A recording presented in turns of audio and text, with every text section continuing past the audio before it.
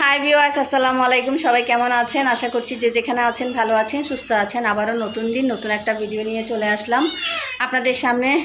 ও তখন থেকে ম্যামা করতেছে, মামা ডাকতেছে। তো যাই হোক, এখন আজকে হচ্ছে 19 তারিখ রবিবার। এখন বাজে বেলা 11টা 20। এখন থেকে ভিডিওটা শুরু করছি। আসলে সকাল থেকে ঘুম থেকে ওঠার পর থেকে একটা না একটা ঝামেলা লেগে আছে, যার কারণে ক্যামেরাটা অনও করতে পারিনি। এর মধ্যে 3বার বাইরে গেছি, 3বার আসছি।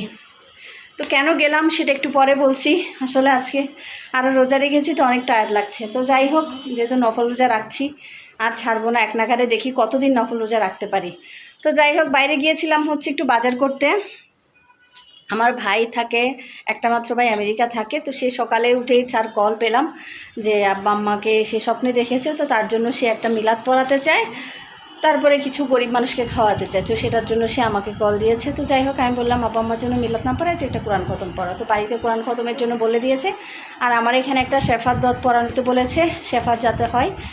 তো যাই হোক, সেটা করার জন্য বাজার সাজার করতে হবে, ওগুলো সব ওখান থেকে বলে দিছে। তো আমি সে অনুযায়ী বাজারে গেলাম, মুরগিগুলো নিয়ে আসলাম। এখনও বাকি বাজারগুলো আনিনি, ওগুলোও আনবো।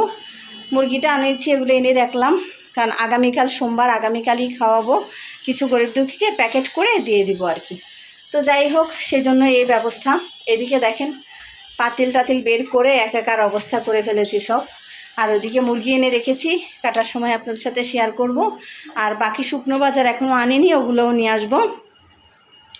আর আগামীকাল তো আমার আরও একটা যুদ্ধ যাবে। আগামীবার আরও সোমবার, কালকেও রোজা আছে, সোমবারের রোজা। তো যাই হোক, দেখি এখনও ঘর দুয়ার কিচ্ছু গোছানো হয় নাই। জাস্ট একটা বিছানা, আমার ছেলের বিছানাটা ও গুছিয়েছে, বাকি সব কিছু রয়ে গেছে, সব গুছাতে হবে। ওই দেখেন কাপড় চুপড় সব গুছাবো এখন। পুরো ঘর, বাসি ঘর ঝাড় দিতে হবে, এগুলাও করব। তারপর আবার আপনাদের সাথে শেয়ার করব। আমি আসলে ক্যামেরার মধ্যে ঘর ঝাড় দেওয়া বা গুছানো এই জিনিসটা দেখাতে আমার ভালো লাগে না, সেই জন্য। দেখেন দরজাও খোলা হয়নি, মাত্র খুললো আমার ছেলে। তো যাই হোক, সব কিছু করে নিই, তারপর আবার আপনাদের সামনে আসবো। ব্যাস, ততক্ষণ অনেক কাজ করলাম। বলেছিলাম গতকাল একটা আয়োজন আছে, সেটার জন্য যে মুরগি এনেছিলাম সেগুলো সব হেল্পিং হ্যান্ড দিয়ে ঠিক করে গুছিয়ে ফ্রিজে রেখে দিয়েছি, আপনাদের সাথে আর শেয়ার করে নিই। এর মধ্যে মিনির খাবার করলাম, তারপরে হচ্ছে নামাজ পড়লাম। সব কিছু করে এখন একটু আমার জন্য ভাবলাম যে সবজি রান্না করব। তো সবজি কি রান্না করব? বাসায় ছিল 2টা কাঁকরোল, 2টা পটল। তো ভাবলাম আমার গাছে বরবটি আছে কয়েকটা, সে বরবটিগুলোও নেই, তাহলে মিক্স করে একটা ভাজি করা যাবে। দেখাই, এই যে এখানে আছে 2টা। মাশাল্লাহ দিলে এই গাছ থেকে না প্রচুর পরিমাণে বরবটি খেয়েছি আমি, অনেক, আলহামদুলিল্লাহ। এই যে দেখেন, কিছুদিন আগেও হারভেস্ট করেছিলাম, আপনাদের সাথে শেয়ার করেছি। আর এখানে আছে 2টা আছে, একটা এখনও বড় হয়নি, আরও একটা বের হচ্ছে অলরেডি।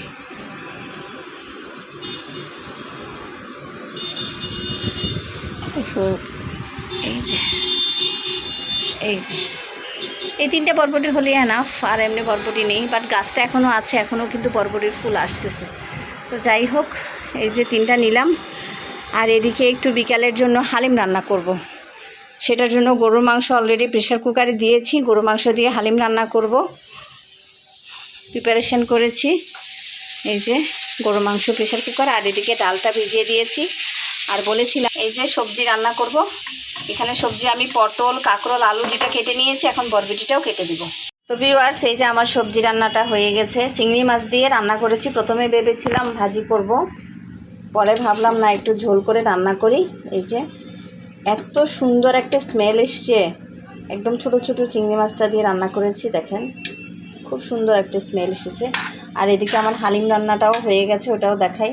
এই যে দেখেন, এখন শুধু এটা বেরেস্তা করতে হবে, তারপরে বিফ দিয়ে রান্না করেছি।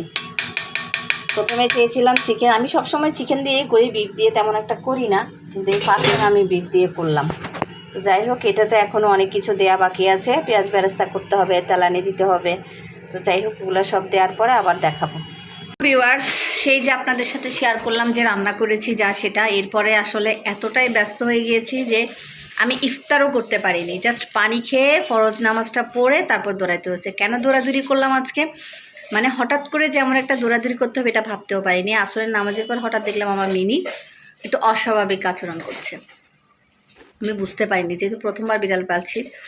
তো আমি ভাবছি যে ঘুম আসছে, পরে ঘুমাতে দিয়েছে, ওর জায়গায় ঘুমাচ্ছে না, বারবার আমার কোলে চলে আসতেছে আর পাগুলো একদম শক্ত করে রেখেছে, কেমন যেন হয়ে গেছে। তারপর ছেলেকে নিয়ে দৌড়াতে দৌড়াতে গেলাম এক দোকানে, যেখানে ওকে সার্ভিস দিবে বলেছে। ওরা আবার বুঝতে পারছে, ওরা বলে ডক্টর দেখাতে। তারপর আবার বাসায় আসলাম। বাসায় আসার পরে তো যাই হোক হাসপাতালে নিয়ে গেলাম, হাসপাতালে নিয়ে ডক্টর দেখালাম। তো ডক্টর যেটা বললো যে ও কোথাও না কোথাও ব্যথা পেয়েছে, যার কারণে ও এরকম করছে। তো ইঞ্জেকশন দিল 2টা, দেওয়ার পর ওষুধ লিখে দিল, ওগুলো নিয়ে বাসায় আসিনি। ছোটো ছেলেকে আনতে গিয়েছিল আপনাদের ভাইয়া, ওদের দুজনকে বাসায় পাঠিয়ে দিয়ে আমি আবার গিয়েছি আরেকটা কাজে, ছিল আমাদের অ্যাপার্টমেন্টেরই যেহেতু দায়িত্ব আছে, এখানে কাজ ছিল স্যারের বাসায়। ওনার বাসা থেকে বের হয়ে আবার আপনাদের ভাইয়াকে কল দিলাম, ভাইয়ার সঙ্গে গেলাম বাজার করতে। বাজার সাজার করে এনে তারপরে ইফতার করলাম, এখন ভাত খেলাম। এখন বাজে 9টা 35। চিন্তা করেন, এখন আসার নামাজ কিন্তু পড়িনি, এখন খাবো চা। এখন ছেলে চা করছে। মানে এত পরিমাণে দৌড়াদৌড়ির উপরে আমার আজকে বিকেলটা গেল, মানে হঠাৎ করে যে এত বড় একটা বিপদের সম্মুখীন আমাকে হতে হবে, এটা আমি চিন্তাও করতে পারিনি যে আমার মিনির এই অবস্থা হবে। তো একটু মিনিকে দেখাই মিনির এখন কি অবস্থা। দেখেন মিনি, ওকে 1 মাসের বেড রেস্ট দিয়েছে।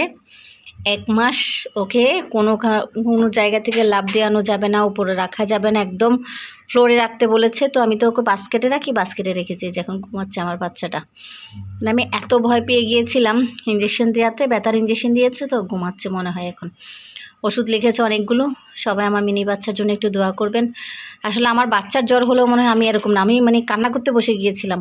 ওর প্রতি আমার এতটা মায়া, মানে আমার ছেলেও যে কী পরিমাণ দৌড়েছে। ও বড় ছেলে ছোট ছেলেকে দিয়ে কোচিং থেকে এসে বাসায় ঢুকতে পারেনি, জাস্ট নামাজটা পড়েছে, তারপর থেকে দৌড়াদৌড়ি মা ছেলের শুরু।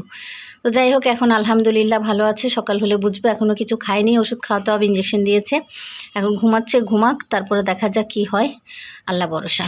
আর এদিকে দেখেন বাসার সবাই মাত্র নাস্তা করতেছে, সবার একই অবস্থা। মানে আমি যখন ইফতার করি তখন সবার একসাথে নাস্তা করা হয়। তো আজকে যেহেতু আমি বাসায় ছিলাম না, সো করা হয়নি। এই যে এখন ছেলে নাস্তা করতে বসছে, আমিও এখন চা নিয়ে বসলাম, যে দেখেন চা খাবো।